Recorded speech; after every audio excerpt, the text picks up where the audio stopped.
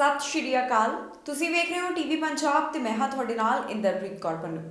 ਖਬਰਾਂ ਦੇ ਇਸ ਬੁਲੇਟਿਨ ਵਿੱਚ ਤੁਹਾਡਾ ਸਵਾਗਤ ਹੈ। ਸਭ ਤੋਂ ਪਹਿਲਾਂ ਨਜ਼ਰ ਮਾਰਦੇ ਹਾਂ ਹੈਡਲਾਈਨਸ ਤੇ। ਕੈਨੇਡਾ 'ਚ ਓਮਿਕਰੌਨ ਵੇਰੀਐਂਟ ਬਾਰੇ ਜਾਣਕਾਰੀ। ਓਮਿਕਰੌਨ ਵੇਰੀਐਂਟ ਦੇ 2 ਮਾਮਲਿਆਂ ਦੀ ਹੋਈ ਪੁਸ਼ਟੀ। ਕੈਨੇਡਾ ਨੇ ਬਦਲੇ ਯਾਤਰਾ ਦੇ ਨਿਯਮ, ਕੱਲ ਤੋਂ ਯਾਤਰੀਆਂ ਤੇ ਹੋਣਗੇ ਲਾਗੂ। ਕੀ ਅਮਰੀਕਾ ਕਰੇਗਾ ਬਾਰਡਰ ਬੰਦ? ਰਾਸ਼ਟਰਪਤੀ ਬਾਈਡਨ ਨੇ ਦਿੱਤਾ ਜਵਾਬ। ਬ੍ਰਿਟਿਸ਼ ਕੋਲੰਬੀਆ ਤੋਂ ਹੜ੍ਹ ਬਾਰੇ ਜਾਣਕਾਰੀ, ਵੱਧ ਰਿਹਾ ਪਾਣੀ ਦਾ ਪੱਧਰ। ਬ੍ਰਿਟਿਸ਼ ਕੋਲੰਬੀਆ ਲਈ ਫਿਰ ਚੇਤਾਵਨੀ ਜਾਰੀ, ਕੱਲ ਪਵੇਗੀ ਭਾਰੀ ਬਰਸਾਤ। ਕੋਰੋਨਾ ਵਾਇਰਸ ਦਾ ਜੋ ਨਵਾਂ ਰੂਪ ਸਾਹਮਣੇ ਆਇਆ, ਇਸ ਨਾਲ ਸੰਬੰਧਿਤ 2 ਮਾਮਲਿਆਂ ਦੀ ਕੈਨੇਡਾ ਵਿੱਚ ਪੁਸ਼ਟੀ ਹੋਈ।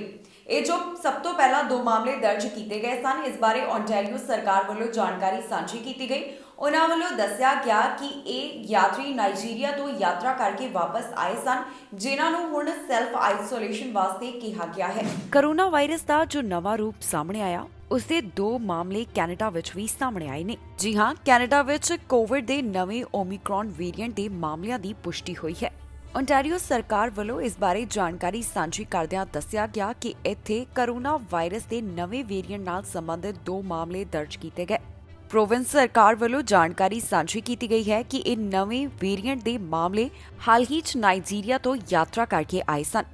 ਓਟਵਾ ਪਬਲਿਕ ਹੈਲਥ ਯੂਨਿਟ ਦਾ ਕਹਿਣਾ ਹੈ ਕਿ ਇਹਨਾਂ ਦੋਹਾਂ ਮਰੀਜ਼ਾਂ ਨੂੰ ਆਈਸੋਲੇਸ਼ਨ ਵਿੱਚ ਰੱਖਿਆ ਗਿਆ ਹੈ ਤੇ ਇਹਨਾਂ ਦੀ ਕੰਟੈਕਟ ਟ੍ਰੇਸਿੰਗ ਜਾਰੀ ਹੈ।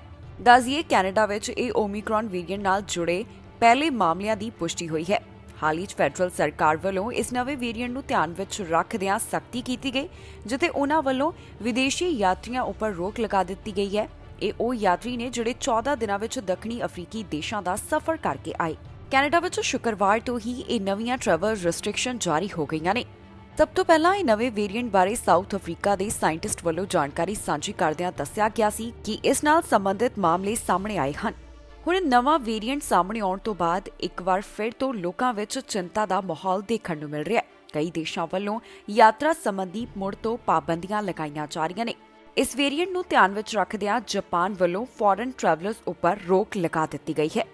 ਜ਼ਿਕਰਯੋਗ ਹੈ ਕਿ ਓਮਿਕਰੌਨ ਵੇਰੀਐਂਟ ਕਿੰਨੀ ਤੇਜ਼ੀ ਨਾਲ ਫੈਲਦਾ ਹੈ ਤੇ ਇਸ ਦਾ ਕਿੰਨਾ ਖਤਰਾ ਹੋ ਸਕਦਾ ਹੈ, ਇਸ ਬਾਰੇ ਅਜੇ ਤੱਕ ਬਿਲਕੁਲ ਸਪਸ਼ਟ ਜਾਣਕਾਰੀ ਸਾਹਮਣੇ ਨਹੀਂ ਆਈ। ਪਰ ਸਾਊਥ ਅਫਰੀਕਾ ਵਿੱਚ ਜੋ ਪਿਛਲੇ ਕੁਝ ਦਿਨਾਂ ਦੌਰਾਨ ਕੋਵਿਡ ਕੇਸਿਸ ਅੰਦਰ ਲਗਾਤਾਰ ਵਾਧਾ ਦਰਜ ਕੀਤਾ ਗਿਆ, ਉਸ ਨੂੰ ਨਵੇਂ ਵੇਰੀਐਂਟ ਨਾਲ ਜੋੜ ਕੇ ਦੇਖਿਆ ਜਾ ਰਿਹਾ ਹੈ ਤੇ ਹੁਣ ਵਿਸ਼ਵ ਸਿਹਤ ਸੰਗਠਨ ਵੱਲੋਂ ਇਸ ਨੂੰ ਵੇਰੀਐਂਟ ਆਫ ਕੰਸਰਨ ਕੈਟੇਗਰੀ ਵਿੱਚ ਰੱਖਿਆ ਗਿਆ।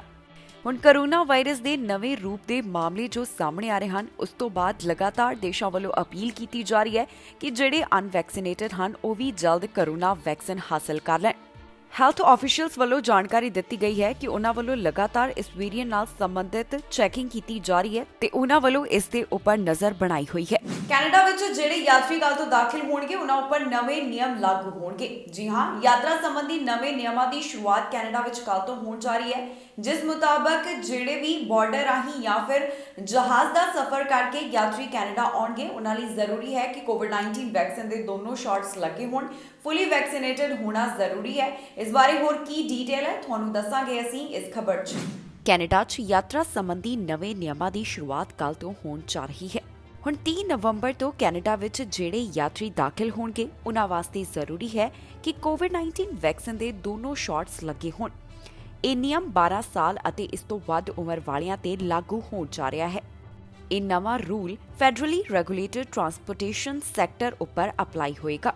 ਇਸ ਵਿੱਚ VIA ਰੇਲ ਅਤੇ ਮੌਂਕੀ ਮਾਊਂਟੇਨੀਅਰ ਟ੍ਰੇਨਸ ਕੈਨੇਡਾ ਦੇ ਸਾਰੇ ਏਅਰਪੋਰਟ ਸ਼ਾਮਲ ਕੀਤੇ ਗਏ ਹਨ।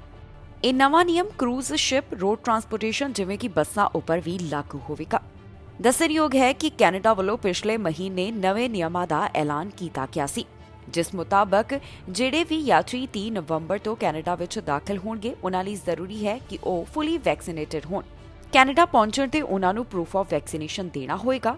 ਸਿਰਫ ਉਹਨਾਂ ਯਾਤਰੀਆਂ ਨੂੰ ਹੀ ਵੈਕਸੀਨੇਸ਼ਨ ਤੋਂ ਰਾਹਤ ਦਿੱਤੀ ਜਾਏਗੀ ਜਿਹੜੇ ਕਿਸੇ ਮੈਡੀਕਲ ਕਾਰਨ ਕਰਕੇ ਟੀਕਾ ਹਾਸਲ ਨਹੀਂ ਕਰ ਸਕਦੇ। ਬਾਕੀ ਸਾਰੇ ਯਾਤਰੀਆਂ ਲਈ ਜ਼ਰੂਰੀ ਹੋਵੇਗਾ ਕਿ ਉਹ ਕੋਵਿਡ-19 ਵੈਕਸੀਨ ਹਾਸਲ ਕਰਨ ਦਾ ਸਬੂਤ ਦੇਣ। ਇਸ ਦੇ ਨਾਲ ਹੀ ਜਿਹੜੇ ਕੈਨੇਡੀਅਨਸ ਛੋਟੇ ਟ੍ਰਿਪ ਉੱਪਰ ਅਮਰੀਕਾ ਜਾਣਗੇ ਤੇ 72 ਘੰਟਿਆਂ ਦੌਰਾਨ ਹੀ ਬਾਰਡਰ ਰਾਹੀਂ ਵਾਪਸ ਆ ਜਾਣਗੇ, ਹੁਣ ਉਹਨਾਂ ਨੂੰ PCR ਟੈਸਟ ਦਿਖਾਉਣ ਦੀ ਜ਼ਰੂਰਤ ਨਹੀਂ ਹੋਵੇਗੀ। ਇਸ ਬਾਰੇ ਵੀ ਕੈਨੇਡਾ ਸਰਕਾਰ ਵੱਲੋਂ ਹਾਲ ਹੀ 'ਚ ਐਲਾਨ ਕੀਤਾ ਗਿਆ ਸੀ। ਜਾਣਕਾਰੀ ਲਈ ਦੱਸ ਦਈਏ ਕਿ ਕੈਨੇਡਾ ਵੱਲੋਂ ਸਿਨੋਫਾਰਮ, ਸਿਨੋਵੈਕ, ਕੋਵਾਸਿਨ, ਫਾਈਜ਼ਰ, ਮੋਡਰਨਾ, ਐਸਟ੍ਰਾਜੈਨੇਕਾ ਤੇ ਜੌਨਸਨ ਟੀਕੇ ਨੂੰ ਮਨਜ਼ੂਰੀ ਦਿੱਤੀ ਗਈ ਹੈ। ਤੇ ਭਾਰਤ ਤੋਂ ਆਉਣ ਵਾਲੇ ਯਾਤਰੀਆਂ ਦੇ ਜੋ ਕੋਵਾਸ਼ੀਲਡ ਵੈਕਸੀਨ ਲਗਾਈ ਜਾ ਰਹੀ ਹੈ ਉਸ ਨੂੰ ਕੈਨੇਡਾ ਵੱਲੋਂ ਮਨਜ਼ੂਰ ਕੀਤਾ ਗਿਆ ਹੈ ਕਿਉਂਕਿ ਉਹ ਐਸਟ੍ਰਾਜੈਨੇਕਾ ਦੀ ਕੈਟੇਗਰੀ ਵਿੱਚ ਆਉਂਦੀ ਹੈ। ਹੁਣ ਨਵੇਂ ਨਿਯਮ ਦੇ ਮੁਤਾਬਕ ਯਾਤਰੀਆਂ ਦੇ ਇਹਨਾਂ ਵਿੱਚੋਂ ਕਿਸੇ ਵੈਕਸੀਨ ਦੇ ਦੋਨੋਂ ਡੋਜ਼ ਲੱਗੇ ਹੋਣੇ ਜ਼ਰੂਰੀ ਨੇ। ਕੋਰੋਨਾ ਵਾਇਰਸ ਦਾ ਨਵਾਂ ਵੇਰੀਐਂਟ ਸਾਹਮਣੇ ਆਉਣ ਤੋਂ ਬਾਅਦ ਇਹ ਲਗਾਤਾਰ ਸਵਾਲ ਖੜਾ ਹੋ ਰਿਹਾ ਹੈ ਕਿ ਹੁਣ ਦੇਸ਼ਾਂ ਵੱਲੋਂ ਯਾਤਰਾ ਸੰਬੰਧੀ ਹੋਰ ਕਿੰਨੀ ਕੁ ਸਖਤੀ ਕੀਤੀ ਜਾ ਸਕਦੀ ਹੈ। ਅਜਿਹਾ ਹੀ ਸਵਾਲ ਲਗਾਤਾਰ ਅਮਰੀਕਾ ਵਿੱਚ ਵੀ ਬਣਿਆ ਹੋਇਆ ਸੀ, ਜਿਸ ਦਾ ਜਵਾਬ ਰਾਸ਼ਟਰਪਤੀ ਜੋ ਬਾਈਡਨ ਵੱਲੋਂ ਦਿੱਤਾ ਗਿਆ। ਜੋ ਬਾਈਡਨ ਦਾ ਕਹਿਣਾ ਹੈ ਕਿ ਫਿਲਹਾਲ ਉਹਨਾਂ ਦੀ ਕੋਈ ਵੀ ਇਸ ਤਰ੍ਹਾਂ ਦੀ ਯੋਜਨਾ ਨਹੀਂ ਹੈ ਕਿ ਹੋਰ ਵੀ ਜ਼ਿਆਦਾ ਯਾਤਰਾ ਉੱਪਰ ਪਾਬੰਦੀਆਂ ਲਗਾਈਆਂ ਜਾਣ। ਕੋਰੋਨਾ ਵਾਇਰਸ ਦਾ ਨਵਾਂ ਰੂਪ ਸਾਹਮਣੇ ਆਉਣ ਤੋਂ ਬਾਅਦ ਅਮਰੀਕਾ ਦੇ ਰਾਸ਼ਟਰਪਤੀ ਜੋ ਬਾਈਡਨ ਵੱਲੋਂ ਯਾਤਰਾ ਸੰਬੰਧੀ ਪਾਬੰਦੀਆਂ ਲਗਾਉਣ ਬਾਰੇ ਐਲਾਨ ਕੀਤਾ ਗਿਆ। ਰਾਸ਼ਟਰਪਤੀ ਜੋ ਬਾਈਡਨ ਦਾ ਕਹਿਣਾ ਹੈ ਕਿ ਹੁਣ ਹੋਰ ਯਾਤਰਾ ਪਾਬੰਦੀਆਂ ਲਗਾਉਣ ਦੀ ਜ਼ਰੂਰਤ ਨਹੀਂ ਹੈ। ਜੀ ਹਾਂ, ਜੋ ਬਾਈਡਨ ਵੱਲੋਂ ਆਪਣੇ ਵਿਚਾਰ ਸਾਂਝੇ ਕਰਦਿਆਂ ਦੱਸਿਆ ਗਿਆ ਕਿ ਅਜੇ ਅਮਰੀਕਾ ਵੱਲੋਂ ਇਸ ਤਰ੍ਹਾਂ ਦੀ ਕੋਈ ਵੀ ਯੋਜਨਾ ਫਿਲਹਾਲ ਤਿਆਰ ਨਹੀਂ ਕੀਤੀ ਗਈ ਕਿ ਹੋਰ ਯਾਤਰਾ ਪਾਬੰਦੀਆਂ ਲਗਾਈਆਂ ਜਾਣਗੀਆਂ ਜਾਂ ਫਿਰ ਨਹੀਂ।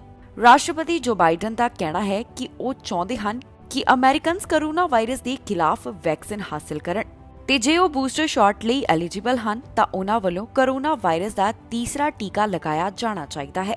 ਜਾਣਕਾਰੀ ਲਈ ਦੱਸ ਦਈਏ ਕਿ ਕੋਰੋਨਾ ਵਾਇਰਸ ਦਾ ਨਵਾਂ ਵੇਰੀਐਂਟ ਸਾਹਮਣੇ ਆਉਣ ਤੋਂ ਬਾਅਦ ਅਮਰੀਕਾ ਵੱਲੋਂ 8 ਅਫਰੀਕਨ ਦੇਸ਼ਾਂ ਨਾਲ ਯਾਤਰਾ ਸੰਬੰਧੀ ਪਾਬੰਦੀਆਂ ਲਗਾ ਦਿੱਤੀਆਂ ਗਈਆਂ। ਫਿਲਹਾਲ ਜੋ ਬਾਈਡਨ ਦੇ ਦੱਸਣ ਮੁਤਾਬਕ ਹੋਰ ਦੇਸ਼ਾਂ ਨਾਲ ਯਾਤਰਾ ਪਾਬੰਦੀਆਂ ਨਹੀਂ ਲਗਾਈਆਂ ਜਾਣਗੀਆਂ। ਦੱਸਣਯੋਗ ਹੈ ਕਿ ਅਮਰੀਕਾ ਤੋਂ ਓਮਿਕਰੌਨ ਵਾਇਰਸ ਦੇ 9 ਮਾਮਲਿਆਂ ਦੀ ਪੁਸ਼ਟੀ ਹੋ ਚੁੱਕੀ ਹੈ ਤੇ ਰਾਸ਼ਟਰਪਤੀ ਜੋ ਬਾਈਡਨ ਵੱਲੋਂ ਹੋਰ ਕੀ ਕਿਹਾ ਗਿਆ ਆਓ ਤੁਹਾਨੂੰ ਸੁਣਾਉਂਦੇ ਹਾਂ ਉਹਨਾਂ ਦੀ ਜ਼ੁਬਾਨੀ। Make sure people understand you have to get your vaccine. You have to get the shot. You have to get the booster. Sooner or later, we're going to see cases of this new variant here in the United States. We'll have to face this new threat just as we faced those that come before it.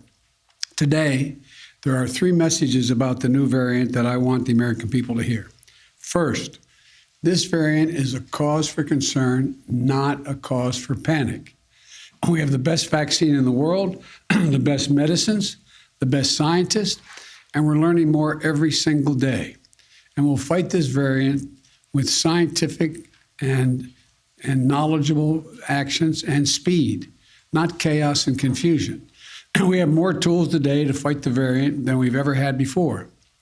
From vaccines to boosters to vaccines for children, 5 years and older, and much more. A year ago, America was floundering against the first variant of COVID. We beat that variant significantly, and then we got hit by a far more powerful threat, the Delta variant. But we took action, and now we're seeing deaths from Delta come down. We'll fight and look, we're going to fight and beat this new variant as well. We're learning more about this new variant every single day. And as we learn more, we're going to share that information with the American people candidly and promptly. Second, the best protection, I know you're tired of hearing me say this, the best protection against this new variant or any of the variants out there, the ones we've been dealing with already, is getting fully vaccinated and getting a booster shot. Most Americans are fully vaccinated, but not yet boosted. If you're 18 years or over and got fully vaccinated before June the 1st, go get the booster shot today. They're free. And they're available at 80,000 locations coast to coast. British Columbia ਦੇ ਕਈ ਹਿੱਸੇ ਹੜ੍ਹ ਕਾਰਨ ਕਾਫੀ ਪ੍ਰਭਾਵਿਤ ਹੋਏ ਨੇ ਤੇ ਲਗਾਤਾਰ এনवायरमेंट ਕੈਨੇਡਾ ਵੱਲੋਂ ਦੱਸਿਆ ਜਾ ਰਿਹਾ ਹੈ ਕਿ ਮੌਸਮ ਸੰਬੰਧੀ ਇੱਥੇ ਹੁਣ ਕੀ ਜਾਣਕਾਰੀ ਹੈ। এনवायरमेंट ਕੈਨੇਡਾ ਵੱਲੋਂ ਕਿਹਾ ਗਿਆ ਹੈ ਕਿ ਕਈ ਹਿੱਸਿਆਂ ਵਿੱਚ ਕੱਲ ਫਿਰ ਤੋਂ ਬਰਸਾਤ ਹੋ ਸਕਦੀ ਹੈ। ਉਸ ਤੋਂ ਬਾਅਦ ਕੁਝ ਤਸਵੀਰਾਂ ਸੋਸ਼ਲ ਮੀਡੀਆ ਦੇ ਰਾਹੀਂ ਵੀ ਸਾਹਮਣੇ ਆਈਆਂ ਨੇ ਜਿਸ ਵਿੱਚ ਵੇਖਿਆ ਜਾ ਸਕਦਾ ਹੈ ਕਿ ਪਹਿਲਾਂ ਦੇ ਮੁਕਾਬਲੇ ਕਈ ਹਿੱਸਿਆਂ 'ਚ ਪਾਣੀ ਦਾ ਪੱਧਰ ਉੱਚਾ ਹੋ ਗਿਆ। ਕਈ ਥਾਵਾਂ ਤੇ ਰੇਤਾ ਦੀਆਂ ਬੋਰੀਆਂ ਲਗਾਈਆਂ ਜਾ ਰਹੀਆਂ ਨੇ ਤਾਂ ਕਿ ਪਾਣੀ ਦੇ ਬਹਾਅ ਨੂੰ ਰੋਕਿਆ ਜਾ ਸਕੇ। ਬ੍ਰਿਟਿਸ਼ ਕੋਲੰਬੀਆ ਤੋਂ ਕੀ ਤਾਜ਼ਾ ਜਾਣਕਾਰੀ ਸਾਹਮਣੇ ਆ ਰਹੀ ਹੈ ਦੱਸਾਂਗੇ ਤੁਹਾਨੂੰ ਇਸ ਖਬਰ 'ਚ। ਬ੍ਰਿਟਿਸ਼ ਕੋਲੰਬੀਆ ਦੇ ਹੜ੍ਹ ਪ੍ਰਭਾਵਿਤ ਖੇਤਰਾਂ ਵਿੱਚ ਇੱਕ ਵਾਰ ਫਿਰ ਤੋਂ ਪਾਣੀ ਦਾ ਪੱਧਰ ਵਧਦਾ ਹੋਇਆ ਦਿਖਾਈ ਦੇ ਰਿਹਾ ਹੈ। ਹੁਣ ਇਸ ਸਭ ਨੂੰ ਧਿਆਨ ਵਿੱਚ ਰੱਖਦਿਆਂ ਰੇਤ ਦੀਆਂ ਬੋਰੀਆਂ ਨਾਲ ਬੰਨ੍ਹ ਬਣਾਏ ਜਾ ਰਹੇ ਨੇ ਤਾਂ ਕਿ ਕਈ ਖੇਤਰਾਂ ਵਿੱਚ ਪਾਣੀ ਦੇ ਜਾਣ ਨੂੰ ਰੋਕਿਆ ਜਾ ਸਕੇ। ਜੀ ਹਾਂ, ਬ੍ਰਿਟਿਸ਼ ਕੋਲੰਬੀਆ ਦੇ ਐਪਸਫੋਰਡ ਤੋਂ ਜੋ ਜਾਣਕਾਰੀ ਸਾਹਮਣੇ ਆਈ ਹੈ ਉਸ ਮੁਤਾਬਕ ਇੱਥੇ ਨਦੀ ਦਾ ਪਾਣੀ ਓਵਰਫਲੋ ਕਰਨ ਲੱਗਿਆ। ਇਸ ਬਾਰੇ ਐਪਸਫੋਰਡ ਦੇ ਮੇਅਰ ਹੈਨਰੀ ਵੱਲੋਂ ਜਾਣਕਾਰੀ ਸਾਂਝੀ ਕੀਤੀ ਗਈ ਸੀ ਜਿੱਥੇ ਵੱਧ ਰਹੇ ਪਾਣੀ ਦੇ ਪੱਧਰ ਨੂੰ ਲੈ ਕੇ ਉਹਨਾਂ ਵੱਲੋਂ ਚਿੰਤਾ ਦਾ ਪ੍ਰਗਟਾਵਾ ਕੀਤਾ ਗਿਆ। ਲਗਾਤਾਰ ਬ੍ਰਿਟਿਸ਼ ਕੋਲੰਬੀਆ ਦੇ ਅਲੱਗ-ਅਲੱਗ ਹਿੱਸਿਆਂ ਤੋਂ ਜੋ ਤਸਵੀਰਾਂ ਸਾਹਮਣੇ ਆ ਰਹੀਆਂ ਨੇ ਉਸ ਵਿੱਚ ਵੇਖਿਆ ਜਾ ਸਕਦਾ ਹੈ ਕਿ ਕਿਵੇਂ ਪਾਣੀ ਸੜਕਾਂ ਉੱਪਰ ਘੁੰਮਦਾ ਹੋਇਆ ਦਿਖਾਈ ਦੇ ਰਿਹਾ ਹੈ। ਕਈ ਜਗ੍ਹਾ ਤੇ ਰੇਤ ਦੀਆਂ ਬੋਰੀਆਂ ਨਾਲ ਬੰਨ੍ਹ ਬਣਾਏ ਜਾ ਰਹੇ ਨੇ ਤਾਂ ਕਿ ਪਾਣੀ ਦੇ ਫਲੋ ਨੂੰ ਕੰਟਰੋਲ ਕੀਤਾ ਜਾ ਸਕੇ। ਇਸ ਦੌਰਾਨ ਐਬਸਫੋਰਡ ਪੁਲਿਸ ਡਿਪਾਰਟਮੈਂਟ ਵੱਲੋਂ ਜਾਣਕਾਰੀ ਸਾਂਝੀ ਕੀਤੀ ਗਈ ਕਿ ਕਿਸ ਤਰ੍ਹਾਂ ਹਾਈਵੇ 1 ਤੇ ਟਾਈਗਰ ਡੈਮ ਤਿਆਰ ਕੀਤਾ ਗਿਆ ਹੈ। ਦੱਸ ਦਈਏ ਕਿ ਐਬਸਫੋਰਡ ਦੇ ਮੇਅਰ ਵੱਲੋਂ ਜਾਣਕਾਰੀ ਸਾਂਝੀ ਕਰਦਿਆਂ ਕਿਹਾ ਗਿਆ ਕਿ ਜਿਸ ਤਰ੍ਹਾਂ ਪਾਣੀ ਦਾ ਪੱਧਰ ਵਧ ਰਿਹਾ ਹੈ ਇਹ ਮੇਨ ਰਸਤਿਆਂ ਉੱਪਰ ਜਾ ਸਕਦਾ ਹੈ ਤੇ ਇਸ ਨੂੰ ਕੁਝ ਵੀ ਰੋਕ ਨਹੀਂ ਸਕੇਗਾ। ਦੱਸ ਦਈਏ ਕਿ ਇਸ ਸ਼ਹਿਰ ਵਿੱਚ ਵੀਕਐਂਡ ਦੌਰਾਨ 100 ਮਿਲੀਮੀਟਰ ਤੱਕ ਬਰਸਾਤ ਹੋਈ। ਇੱਥੇ ਜੋ ਬਰਫ਼ ਹੈ ਉਹ ਪਿਘਲ ਰਹੀ ਹੈ ਤੇ ਤਾਪਮਾਨ ਵਿੱਚ ਵਾਧਾ ਦਰਜ ਕੀਤਾ ਜਾ ਰਿਹਾ ਹੈ ਤੇ ਹੁਣ ਅੱਗੇ ਵੀ ਮੌਸਮ ਵਿਭਾਗ ਵੱਲੋਂ ਲਗਾਤਾਰ ਜਾਣਕਾਰੀ ਸਾਂਝੀ ਕੀਤੀ ਜਾ ਰਹੀ ਹੈ। ਐਬਸਫੋਰਡ ਦਾ ਕਲੇਬਰਨ ਵਿਲੇਜ ਵੀ ਹੜ੍ਹ ਦੇ ਕਾਰਨ ਕਾਫੀ ਬੁਰੀ ਤਰ੍ਹਾਂ ਪ੍ਰਭਾਵਿਤ ਹੋਇਆ ਹੈ। ਅਜੇ ਇਸ ਨੂੰ ਇਵੈਕੂਏਸ਼ਨ ਅਲਰਟ ਉੱਪਰ ਰੱਖਿਆ ਗਿਆ। ਮੇਅਰ ਵੱਲੋਂ ਦੱਸਿਆ ਗਿਆ ਕਿ ਇੱਥੇ ਪਾਣੀ ਦਾ ਪੱਧਰ 450 ਮਿਲੀਮੀਟਰ ਤੱਕ ਪਹੁੰਚ ਸਕਦਾ ਹੈ। ਫਿਲਹਾਲ ਕ੍ਰਿਊ, ਮਿਲਟਰੀ ਪਰਸਨ ਅਤੇ ਕਈ ਆਮ ਲੋਕਾਂ ਵੱਲੋਂ ਲਗਾਤਾਰ ਰਾਹਤ ਕਾਰਜ ਚਲਾਏ ਜਾ ਰਹੇ ਨੇ ਤੇ ਰੇਤਾਂ ਦੀਆਂ ਬੋਰੀਆਂ ਲਗਾਈਆਂ ਜਾ ਰਹੀਆਂ ਨੇ। ਇਸ ਤੋਂ ਇਲਾਵਾ ਮਿਨਿਸਟਰੀ ਆਫ ਟਰਾਂਸਪੋਰਟੇਸ਼ਨ ਵੱਲੋਂ ਜਾਣਕਾਰੀ ਦਿੱਤੀ ਗਈ ਕਿ ਉਨ੍ਹਾਂ ਵੱਲੋਂ ਐਬਸਫੋਰਡ ਅਤੇ ਚਿਲਵੈਕ ਦਰਮਿਆਨ ਹਾਈਵੇ 1 ਨੂੰ ਬੰਦ ਕਰ ਦਿੱਤਾ ਗਿਆ। ਅਜਿਹਾ ਹੜ੍ਹ ਦੇ ਖਤਰੇ ਨੂੰ ਧਿਆਨ ਵਿੱਚ ਰੱਖਦਿਆਂ ਕੀਤਾ ਗਿਆ ਹੈ। ਹੰਗਲਿੰਗਟਨ ਵਿਲੇਜ ਏਰੀਆ ਵਾਸਤੇ ਨਵੇਂ ਇਵੈਕੂਏਸ਼ਨ ਆਰਡਰ ਜਾਰੀ ਕੀਤੇ ਗਏ ਹਨ ਤੇ ਹੁਣ ਵੀ ਲਗਾਤਾਰ ਇੱਥੋਂ ਜੋ ਜਾਣਕਾਰੀ ਸਾਹਮਣੇ ਆ ਰਹੀ ਹੈ ਉਸ ਦੀ ਵੀ ਅਪਡੇਟ ਸਮੇਂ-ਸਮੇਂ ਦੇ ਉੱਪਰ ਸਾਂਝੀ ਕੀਤੀ ਜਾ ਰਹੀ ਹੈ। ਬ੍ਰਿਟਿਸ਼ ਕੋਲੰਬੀਆ ਦੇ ਕਈ ਹਿੱਸਿਆਂ ਲਈ এনवायरमेंट ਕੈਨੇਡਾ ਵੱਲੋਂ ਫਿਰ ਤੋਂ ਚੇਤਾਵਨੀ ਜਾਰੀ ਕੀਤੀ ਗਈ ਹੈ। ਉਨ੍ਹਾਂ ਵੱਲੋਂ ਦੱਸਿਆ ਗਿਆ ਹੈ ਕਿ ਕੁਝ ਥਾਵਾਂ ਤੇ ਕੱਲ੍ਹ ਨੂੰ ਫਿਰ ਬਰਸਾਤ ਹੋ ਸਕਦੀ ਹੈ ਤੇ ਇਹ ਬਰਸਾਤ ਬੁੱਧਵਾਰ ਤੱਕ ਜਾਰੀ ਰਹਿਣ ਦੀ ਸੰਭਾਵਨਾ ਹੈ। ਕਿਸ ਖੇਤਰ ਵਾਸਤੇ এনवायरमेंट ਕੈਨੇਡਾ ਵੱਲੋਂ ਸਪੈਸ਼ਲ ਵੈਦਰ ਸਟੇਟਮੈਂਟ ਜਾਰੀ ਕੀਤੀ ਗਈ, ਜਾਣੋ ਇਸ ਖਬਰ ਰਾਹੀਂ। এনवायरमेंट ਕੈਨੇਡਾ ਵੱਲੋਂ ਬ੍ਰਿਟਿਸ਼ ਕੋਲੰਬੀਆ ਦੇ ਕਈ ਹਿੱਸਿਆਂ ਬਾਰੇ ਮੌਸਮ ਸੰਬੰਧੀ ਚੇਤਾਵਨੀ ਜਾਰੀ ਕੀਤੀ ਗਈ। এনवायरमेंट ਕੈਨੇਡਾ ਮੁਤਾਬਕ ਫਰੇਜ਼ਰ ਵੈਲੀ ਅਤੇ ਮੈਟਰੋ ਵੈਨਕੂਵਰ ਵਿੱਚ ਕੱਲ੍ਹ ਨੂੰ 50 ਤੋਂ 100 ਮਿਲੀਮੀਟਰ ਤੱਕ ਬਰਸਾਤ ਪੈ ਸਕਦੀ ਹੈ। এনवायरमेंट ਕੈਨੇਡਾ ਵੱਲੋਂ Fraser Valley, Metro Vancouver, Howe Sound, Whistler, Sunshine Coast ਵਾਸਤੇ ਸਪੈਸ਼ਲ ਵੈਦਰ ਸਟੇਟਮੈਂਟ ਜਾਰੀ ਕੀਤੀ ਗਈ ਹੈ। ਇਨ੍ਹਾਂ ਹਿੱਸਿਆਂ ਵਿੱਚ ਭਾਰੀ ਬਰਸਾਤ ਪੈਣ ਦੀ ਸੰਭਾਵਨਾ ਹੈ। ਜਾਣਕਾਰੀ ਮੁਤਾਬਕ ਬ੍ਰਿਟਿਸ਼ ਕੋਲੰਬੀਆ ਦੇ ਸਾਊਥ ਕੋਸਟ ਵਿੱਚ ਕੱਲ੍ਹ ਨੂੰ ਰੇਨਸਟਾਰਮ ਸ਼ੁਰੂ ਹੋਣ ਵਾਲਾ ਹੈ ਜੋ ਕਿ ਬਾਅਦ ਵਿੱਚ ਮੰਗਲਵਾਰ ਦੀ ਰਾਤ ਨੂੰ ਫਰੇਜ਼ਰ ਵੈਲੀ ਨੂੰ ਹਿੱਟ ਕਰੇਗਾ। ਦੱਸ ਦਈਏ ਕਿ ਬੁੱਧਵਾਰ ਤੱਕ ਇੱਥੇ ਭਾਰੀ ਬਰਸਾਤ ਪੈਣ ਦੀ ਸੰਭਾਵਨਾ ਜਤਾਈ ਗਈ ਹੈ। ਇੰਨਾ ਹੀ ਨਹੀਂ, ਇਸ ਖੇਤਰ ਵਿੱਚ ਤੇਜ਼ ਹਵਾਵਾਂ ਵੀ ਚੱਲਣਗੀਆਂ ਜਿਸ ਦੀ ਰਫ਼ਤਾਰ 60 ਕਿਲੋਮੀਟਰ ਪ੍ਰਤੀ ਘੰਟਾ ਦੱਸੀ ਗਈ ਹੈ। ਜ਼ਿਕਰਯੋਗ ਹੈ ਕਿ ਬ੍ਰਿਟਿਸ਼ ਕੋਲੰਬੀਆ ਦੇ ਕਈ ਹਿੱਸੇ ਭਾਰੀ ਬਰਸਾਤ ਕਾਰਨ ਕਾਫੀ ਜ਼ਿਆਦਾ ਪ੍ਰਭਾਵਿਤ ਹੋਏ ਹਨ ਤੇ ਬ੍ਰਿਟਿਸ਼ ਕੋਲੰਬੀਆ ਦੇ ਇਨ੍ਹਾਂ ਹਿੱਸਿਆਂ ਵਿੱਚ ਕੀ ਹਾਲਾਤ ਬਣੇ ਹੋਏ ਨੇ ਇਸ ਬਾਰੇ ਵੀ ਜਾਣਕਾਰੀ ਦਿੱਤੀ ਜਾ ਰਹੀ ਹੈ। ਐਬਸਫੋਰਡ ਬਾਰੇ ਵੀ ਲਗਾਤਾਰ ਅਪਡੇਟ ਸਾਹਮਣੇ ਆ ਰਹੀ ਹੈ ਤੇ ਹੁਣ এনवायरमेंट ਕੈਨੇਡਾ ਵੱਲੋਂ ਬ੍ਰਿਟਿਸ਼ ਕੋਲੰਬੀਆ ਦੇ ਕਈ ਹੋਰ ਹਿੱਸਿਆਂ ਲਈ ਵੀ ਮੌਸਮ ਸੰਬੰਧੀ ਚੇਤਾਵਨੀ ਦਿੱਤੀ ਗਈ ਹੈ ਜੋ ਕਿ ਫਰੇਜ਼ਰ ਵੈਲੀ ਤੇ ਮੈਟਰੋ ਵੈਨਕੂਵਰ ਲਈ ਜਾਰੀ ਕੀਤੀ ਗਈ। ਕਿਊਬੈਕ ਤੋਂ ਕੋਰੋਨਾ ਵਾਇਰਸ ਦੇ ਨਵੇਂ ਵੇਰੀਐਂਟ ਨਾਲ ਸੰਬੰਧਿਤ ਮਾਮਲੇ ਦੀ ਪੁਸ਼ਟੀ ਹੋਈ ਹੈ ਜਿਸ ਬਾਰੇ ਸਿਹਤ ਮੰਤਰੀ ਵੱਲੋਂ ਜਾਣਕਾਰੀ ਸਾਂਝੀ ਕੀਤੀ ਗਈ। ਉਨ੍ਹਾਂ ਵੱਲੋਂ ਦੱਸਿਆ ਗਿਆ ਕਿ ਜੋ ਇੱਕ ਯਾਤਰੀ ਇਸ ਵੇਰੀਐਂਟ ਨਾਲ ਪੋਜ਼ਿਟਿਵ ਪਾਇਆ ਗਿਆ ਉਸ ਦਾ ਹੁਣ ਦੁਬਾਰਾ ਤੋਂ ਟੈਸਟ ਕੀਤਾ ਜਾਵੇਗਾ ਤੇ ਨਾਲ ਹੀ ਉਹਨਾਂ ਨੇ ਹੋਰ ਕੀ ਕਿਹਾ, ਆਓ ਤੁਹਾਨੂੰ ਸੁਣਾਉਂਦੇ ਹਾਂ। ਕੈਨੇਡਾ ਤੋਂ ਓਮਿਕਰੋਨ ਵਾਇਰਸ ਦੇ 2 ਮਾਮਲੇ ਸਾਹਮਣੇ ਆਉਣ ਤੋਂ ਬਾਅਦ ਹੁਣ ਇੱਕ ਹੋਰ ਮਾਮਲੇ ਦੀ ਪੁਸ਼ਟੀ ਹੋਈ ਹੈ। ਇਹ ਕੋਰੋਨਾ ਵਾਇਰਸ ਦੇ ਨਵੇਂ ਵੇਰੀਐਂਟ ਦਾ ਮਾਮਲਾ ਕਿਊਬੈਕ ਤੋਂ ਸਾਹਮਣੇ ਆਇਆ। ਇਸ ਬਾਰੇ ਕਿਊਬੈਕ ਦੇ ਸਿਹਤ ਮੰਤਰੀ ਵੱਲੋਂ ਜਾਣਕਾਰੀ ਸਾਂਝੀ ਕਰਦਿਆਂ ਦੱਸਿਆ ਗਿਆ ਕਿ ਇੱਥੇ ਕੋਰੋਨਾ ਵਾਇਰਸ ਦੇ ਨਵੇਂ ਵੇਰੀਐਂਟ ਦਾ ਮਾਮਲਾ ਸਾਹਮਣੇ ਆਇਆ ਹੈ। ਉਨ੍ਹਾਂ ਇਹ ਵੀ ਕਿਹਾ ਕਿ ਇਸ ਨਵੇਂ ਵੇਰੀਐਂਟ ਕਾਰਨ 115 ਯਾਤਰੀ ਪ੍ਰਭਾਵਿਤ ਹੋਏ ਨੇ ਤੇ ਇਨ੍ਹਾਂ ਵਿੱਚੋਂ ਜ਼ਿਆਦਾਤਰ ਸਦਰਨ ਅਫਰੀਕਾ ਤੋਂ ਹਨ। ਹੁਣ ਇਨ੍ਹਾਂ ਯਾਤਰੀਆਂ ਨੂੰ ਦੂਸਰਾ PCR ਸਕਰੀਨਿੰਗ ਟੈਸਟ ਕਰਵਾਉਣ ਲਈ ਕਿਹਾ ਗਿਆ ਤੇ ਨਾਲ ਹੀ ਉਨ੍ਹਾਂ ਨੂੰ ਸੈਲਫ ਆਈਸੋਲੇਸ਼ਨ ਦੀ ਸਲਾਹ ਦਿੱਤੀ ਗਈ ਹੈ। ਇਸ ਦੌਰਾਨ ਸਿਹਤ ਮੰਤਰੀ ਵੱਲੋਂ ਹੋਰ ਕਿਹੜੇ ਵਿਚਾਰ ਸਾਂਝੇ ਕੀਤੇ ਗਏ, ਆਓ ਤੁਹਾਨੂੰ ਸੁਣਾਉਂਦੇ ਹਾਂ ਉਹਨਾਂ ਦੀ ਜ਼ੁਬਾਨੀ। I confirm that for the moment, a first case of the new variant has been confirmed in Quebec. We have been informed that 115 travelers from countries affected by the new variant have been called to do a new PCR test and isolate themselves. Experts tell us that they will be able to unveil the result of their studies in the next 2 weeks. However, we are monitoring 2 things about this new variant that are of concern to Dr. Arruda and his team. First, what we call the vaccine escape, which means that the new variant is resistant or not to vaccine.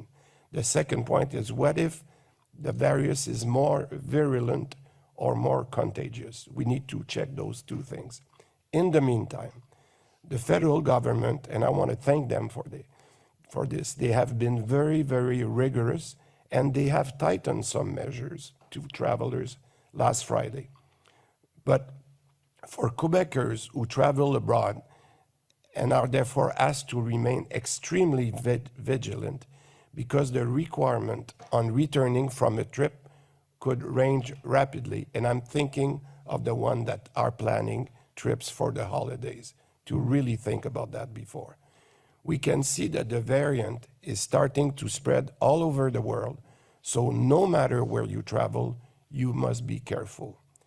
Now, on the situation of COVID, we have seen an increase in cases over the past few days. Among the new cases of the last 7 days, the majority of those increases came from people who are not vaccinated. 54% of the people who are not vaccinated are young people aged 11 and under, and therefore the good news is the vaccination for this category is doing very well. Border ਅਧਿਕਾਰੀਆਂ ਵੱਲੋਂ ਜਾਣਕਾਰੀ ਸਾਂਝੀ ਕੀਤੀ ਗਈ ਕਿ ਉਹਨਾਂ ਵੱਲੋਂ ਵੱਡੀ ਮਾਤਰਾ ਵਿੱਚ ਨਸ਼ਾ ਬਰਾਮਦ ਕੀਤਾ ਗਿਆ। 2000 ਕਿਲੋ ਤੋਂ ਵੱਧ ਦਾ ਨਸ਼ਾ ਬਰਾਮਦ ਕੀਤਾ ਗਿਆ ਹੈ। ਅਧਿਕਾਰੀਆਂ ਵੱਲੋਂ ਅਜੇ ਇਹ ਸਪਸ਼ਟ ਨਹੀਂ ਕੀਤਾ ਗਿਆ ਕਿ ਕਿਹੜੀ ਥਾਂ ਤੋਂ ਇਸ ਨਸ਼ੇ ਦੀ ਬਰਾਮਦਗੀ ਹੋਈ ਹੈ, ਪਰ ਜੋ ਡੀਟੇਲ ਉਹਨਾਂ ਨੇ ਦੱਸੀ ਹੈ ਤੁਹਾਨੂੰ ਅਸੀਂ ਦੱਸਾਂਗੇ ਇਸ ਖਬਰ 'ਚ। ਨਸ਼ੇ ਦੇ ਸੰਬੰਧ ਵਿੱਚ ਬਾਰਡਰ ਅਧਿਕਾਰੀਆਂ ਦੇ ਹੱਥ ਵੱਡੀ ਸਫਲਤਾ ਲੱਗੀ ਹੈ। ਉਹਨਾਂ ਵੱਲੋਂ ਬਾਰਡਰ ਤੋਂ ਵੱਡੀ ਮਾਤਰਾ ਵਿੱਚ ਨਸ਼ਾ ਬਰਾਮਦ ਕੀਤਾ ਗਿਆ। ਜੀ ਹਾਂ, ਕੈਨੇਡਾ US ਬਾਰਡਰ ਤੋਂ 2000 ਕਿਲੋ ਤੋਂ ਵੱਧ ਦਾ ਨਸ਼ਾ ਅਧਿਕਾਰੀਆਂ ਵੱਲੋਂ ਬਰਾਮਦ ਕੀਤਾ ਗਿਆ। ਬਾਰਡਰ ਅਧਿਕਾਰੀਆਂ ਵੱਲੋਂ ਕੰਟੇਨਰਸ ਵਿੱਚ 2000 ਕਿਲੋ ਤੋਂ ਵੱਧ ਦਾ ਖੱਟ ਨਸ਼ਾ ਬਰਾਮਦ ਕੀਤਾ ਗਿਆ। ਫਿਲਹਾਲ ਕੈਨੇਡੀਅਨ ਬਾਰਡਰ ਸਰਵਿਸਿਜ਼ ਏਜੰਸੀ ਵੱਲੋਂ ਇਹ ਤਾਂ ਨਹੀਂ ਦੱਸਿਆ ਗਿਆ ਕਿ ਉਹਨਾਂ ਵੱਲੋਂ ਇਹ ਬਰਾਮਦਗੀ ਕਿਸ ਥਾਂ ਤੇ ਕੀਤੀ ਗਈ ਹੈ, ਪਰ ਇਸ ਮਾਮਲੇ ਦੇ ਸੰਬੰਧ ਵਿੱਚ ਜਿਹੜੀ ਨਿਊਜ਼ ਰਿਲੀਜ਼ ਸਾਹਮਣੇ ਆਈ ਹੈ ਉਸ ਵਿੱਚ ਦੱਸਿਆ ਗਿਆ ਕਿ ਇਸ ਆਪਰੇਸ਼ਨ ਵਿੱਚ Metro Vancouver marine operation department ਵੀ ਸ਼ਾਮਲ ਸੀ। ਬਾਰਡਰ ਅਧਿਕਾਰੀਆਂ ਨੇ ਦੱਸਿਆ ਕਿ ਉਹਨਾਂ ਦੀ ਪੈਸੀਫਿਕ ਰੀਜਨਲ ਇੰਟੈਲੀਜੈਂਸ ਸੈਕਸ਼ਨ ਅਤੇ ਨੈਸ਼ਨਲ ਟਾਰਗੇਟਿੰਗ ਸੈਂਟਰ ਵੱਲੋਂ ਜਿਹੜੇ ਕੰਟੇਨਰ ਸਨ ਉਹਨਾਂ ਦੀ ਪੜਤਾਲ ਕੀਤੀ ਗਈ, ਜਿਸ ਤੋਂ ਬਾਅਦ ਉਹਨਾਂ ਨੂੰ ਪਤਾ ਚੱਲਿਆ ਕਿ ਇਹ ਕੰਟੇਨਰ ਕੀਨੀਆ ਤੋਂ ਇੰਪੋਰਟ ਕੀਤੇ ਗਏ। ਇਹਨਾਂ ਕੰਟੇਨਰਸ ਬਾਰੇ ਜਾਣਕਾਰੀ ਦਿੱਤੀ ਗਈ ਸੀ ਕਿ ਇਸ ਵਿੱਚ ਚਾਹ ਦੀਆਂ ਪੱਤੀਆਂ ਨੇ, ਪਰ ਜਦੋਂ ਜਾਂਚ ਕੀਤੀ ਗਈ ਤਾਂ ਪਤਾ ਚੱਲਿਆ ਕਿ ਇਸ ਵਿੱਚ ਨਸ਼ਾ ਸੀ। ਮੈਟਰੋ ਵੈਨਕੂਵਰ ਮੈਰੀਨ ਆਪਰੇਸ਼ਨਸ ਤੋਂ ਬਾਰਡਰ ਸਰਵਿਸਿਜ਼ ਆਫੀਸਰਸ ਵੱਲੋਂ ਡਿਟੈਕਸ਼ਨ ਟੂਲਸ ਅਤੇ ਟੈਕਨੋਲੋਜੀ ਦੀ ਮਦਦ ਨਾਲ ਇਹਨਾਂ ਡੱਬਿਆਂ ਦੀ ਜਾਂਚ ਕੀਤੀ ਗਈ। ਅਧਿਕਾਰੀਆਂ ਦੇ ਹੱਥ 125 ਬੈਗ ਲੱਗੇ ਜਿਸ ਵਿੱਚ ਨਸ਼ਾ ਸੀ। ਇਸ ਮਾਮਲੇ ਬਾਰੇ ਵਧੇਰੇ ਜਾਣਕਾਰੀ ਸਾਂਝੀ ਕਰਦਿਆਂ ਆਫੀਸ਼ੀਅਲਸ ਨੇ ਦੱਸਿਆ ਕਿ ਉਹਨਾਂ ਵੱਲੋਂ 2061 ਕਿਲੋ ਦਾ ਨਸ਼ਾ ਬਰਾਮਦ ਕੀਤਾ ਗਿਆ। ਬਾਰਡਰ ਅਧਿਕਾਰੀਆਂ ਵੱਲੋਂ 2021 ਤੋਂ 2022 ਦੇ ਪਹਿਲੇ ਕੁਆਰਟਰ ਦੌਰਾਨ 2269 ਕਿਲੋ ਨਸ਼ਾ ਬਰਾਮਦ ਕੀਤਾ ਗਿਆ ਸੀ। ਕੋਰੋਨਾ ਵਾਇਰਸ ਦਾ ਨਵਾਂ ਵੇਰੀਐਂਟ ਸਾਹਮਣੇ ਆਉਣ ਤੋਂ ਬਾਅਦ ਓਨਟਾਰੀਓ ਸਰਕਾਰ ਵੱਲੋਂ ਦੱਸਿਆ ਗਿਆ ਹੈ ਕਿ ਉਹਨਾਂ ਵੱਲੋਂ ਹੁਣ ਸਖਤੀ ਕੀਤੀ ਜਾਵੇਗੀ ਜਾਂ ਫਿਰ ਨਹੀਂ। ਓਨਟਾਰੀਓ ਸਰਕਾਰ ਦਾ ਕਹਿਣਾ ਹੈ ਕਿ ਫਿਲਹਾਲ ਉਹਨਾਂ ਵੱਲੋਂ ਇਸ ਨਵੇਂ ਵੇਰੀਐਂਟ ਦੇ ਸਾਹਮਣੇ ਆਉਣ ਤੋਂ ਬਾਅਦ ਕੋਈ ਹੋਰ ਸਖਤੀਆਂ ਨਹੀਂ ਲਗਾਈਆਂ ਜਾਣਗੀਆਂ। ਕੈਨੇਡਾ 'ਚ ਓਮਿਕਰੋਨ ਵੇਰੀਐਂਟ ਦੇ ਮਾਮਲੇ ਮਿਲਣ ਤੋਂ ਬਾਅਦ ਓਨਟਾਰੀਓ ਦੇ ਟਾਪ ਡਾਕਟਰ ਵੱਲੋਂ ਕਿਹਾ ਗਿਆ ਕਿ ਸੂਬੇ 'ਚ ਫਿਲਹਾਲ ਕੋਈ ਵੀ ਹੋਰ ਸਖਤੀ ਕਰਨ ਬਾਰੇ ਕੋਈ ਵਿਚਾਰ ਨਹੀਂ ਹੈ। ਓਨਟਾਰੀਓ ਦੇ ਟਾਪ ਡਾਕਟਰ ਦਾ ਕਹਿਣਾ ਹੈ ਕਿ ਜੇਕਰ ਓਮਿਕਰੋਨ ਵਾਇਰਸ ਨਾਲ ਜੁੜੇ ਹੋਰ ਮਾਮਲਿਆਂ ਦੀ ਪੁਸ਼ਟੀ ਹੁੰਦੀ ਹੈ ਤਾਂ ਉਹਨਾਂ ਨੂੰ ਹੈਰਾਨੀ ਨਹੀਂ ਹੋਵੇਗੀ, ਪਰ ਇਸ ਸੂਬੇ ਵਿੱਚ ਹੋਰ ਪਬਲਿਕ ਹੈਲਥ ਮੈਸ਼ਰਸ ਇਸ ਸਮੇਂ ਨਹੀਂ ਲਗਾਏ ਜਾਣਗੇ। ਇਹ ਵਿਚਾਰ chief medical officer of health ਵੱਲੋਂ ਇੱਕ ਨਿਊਜ਼ ਕਾਨਫਰੰਸ ਦੌਰਾਨ ਸਾਂਝੇ ਕੀਤੇ ਗਏ। ਦੱਸ ਦਈਏ ਕਿ ਕੋਰੋਨਾ ਵਾਇਰਸ ਦਾ ਨਵਾਂ ਰੂਪ ਸਭ ਤੋਂ ਪਹਿਲਾਂ ਸਦਰਨ ਅਫਰੀਕਾ ਤੋਂ ਸਾਹਮਣੇ ਆਇਆ, ਜਿਸ ਤੋਂ ਬਾਅਦ ਇਹਨਾਂ ਮਾਮਲਿਆਂ ਦੀ ਕੈਨੇਡਾ ਵਿੱਚ ਵੀ ਪੁਸ਼ਟੀ ਹੋਈ ਹੈ। ਕੈਨੇਡਾ ਵੱਲੋਂ ਇਸ ਸਭ ਨੂੰ ਧਿਆਨ ਵਿੱਚ ਰੱਖਦਿਆਂ ਯਾਤਰਾ ਸੰਬੰਧੀ ਪਾਬੰਦੀਆਂ ਦਾ ਐਲਾਨ ਕਰ ਦਿੱਤਾ ਗਿਆ। ਸਭ ਤੋਂ ਪਹਿਲਾਂ ਜਿਹੜੇ 2 ਮਾਮਲਿਆਂ ਦੀ ਪੁਸ਼ਟੀ ਹੋਈ ਉਹ ਨਾਈਜੀਰੀਆ ਤੋਂ ਆਟਵਾ ਵਾਪਸ ਪਰਤੇ ਸਨ ਤੇ ਉਹ ਮੌਂਟਰੀਅਲ 에ਅਰਪੋਰਟ ਦੇ ਰਾਹੀਂ ਕੈਨੇਡਾ ਵਿੱਚ ਦਾਖਲ ਹੋਏ।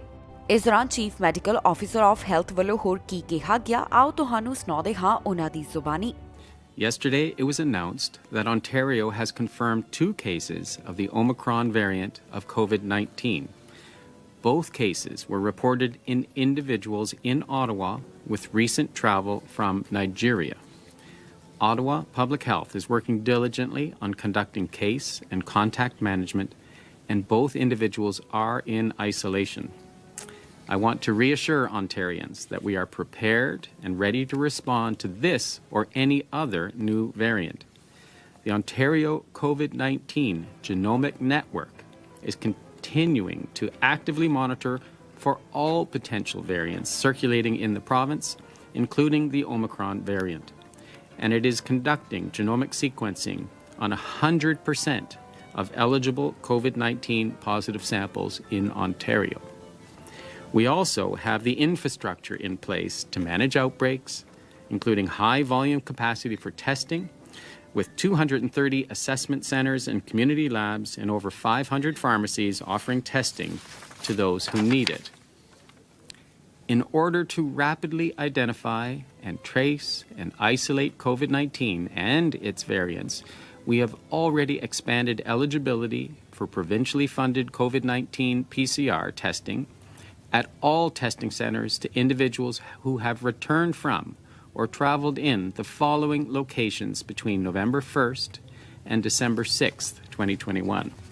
South Africa, Botswana, Lesotho, Eswatini, Mozambique, Namibia, and Zimbabwe.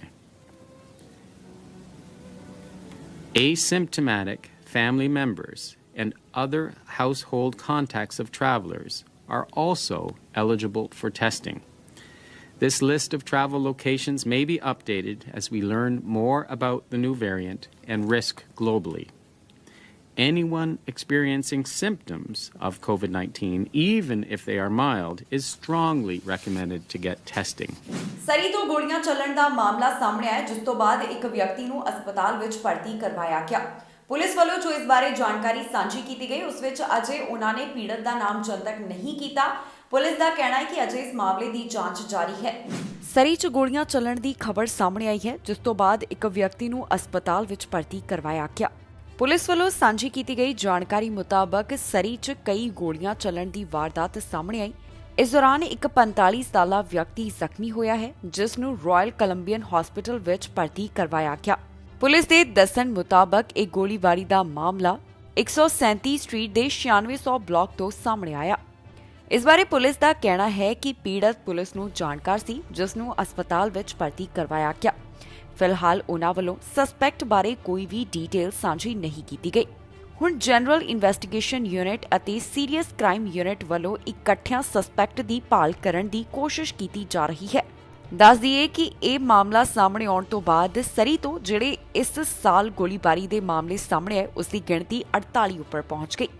Police ਦਾ ਕਹਿਣਾ ਹੈ ਕਿ ਜੇਕਰ ਕਿਸੇ ਨੂੰ ਵੀ ਇਸ ਮਾਮਲੇ ਬਾਰੇ ਕੋਈ ਜਾਣਕਾਰੀ ਹੋਵੇ ਜਾਂ ਫਿਰ ਕਿਸੇ ਕੋਲ ਕੋਈ ਇਨਫੋਰਮੇਸ਼ਨ ਹੋਵੇ ਤਾਂ ਪੁਲਿਸ ਦੇ ਨਾਲ ਜ਼ਰੂਰ ਸੰਪਰਕ ਕਰਨ। ਫਿਲਹਾਲ ਉਨ੍ਹਾਂ ਵੱਲੋਂ ਅੱਗੇ ਦੀ ਜਾਂਚ ਕਰਨ ਤੋਂ ਬਾਅਦ ਹੀ ਅਪਡੇਟ ਸਾਂਝੀ ਕੀਤੀ ਜਾਵੇਗੀ।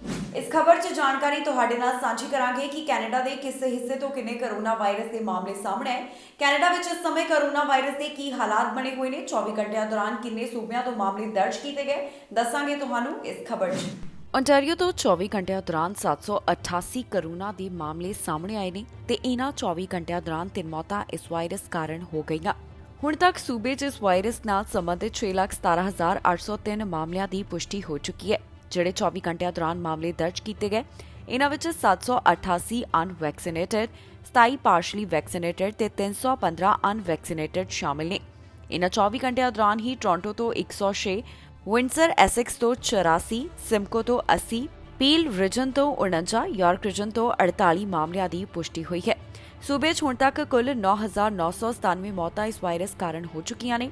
ਵੈਕਸੀਨੇਸ਼ਨ ਬਾਰੇ ਜਾਣਕਾਰੀ ਮੁਤਾਬਕ 86.3% ਦੀ ਆਬਾਦੀ ਇਸ ਸਮੇਂ ਫੁੱਲੀ ਵੈਕਸੀਨੇਟਡ ਹੈ।